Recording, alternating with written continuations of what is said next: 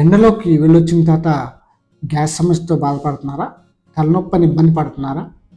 నమస్తే, నేను మీ doctor Chintala Venkata Rakesh, consultant endocrinologist and physician, Sanjeevani hospital, Vijayawada.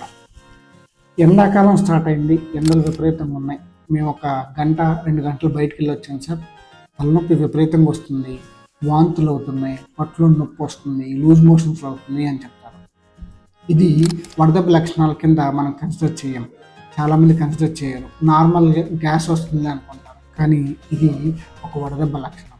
So వడదెబ్బలో రకరకాల లక్షణాలు ఉంటాయి. అందులో గ్యాస్ సంబంధించిన సమస్యలు అంటే ఎండలోకి వెళ్ళొచ్చిన తర్వాత కానీ లేదా బయట జర్నీస్ చేసి వచ్చిన తర్వాత కానీ వాంతులు అవ్వటం, విరోచనాలు అవ్వటం, గ్యాస్ సమస్య రావటం, విపరీతమైన తలనొప్పి రావటం, ఇది వడదెబ్బ తగిలిందనడానికి ఒక సూచిక.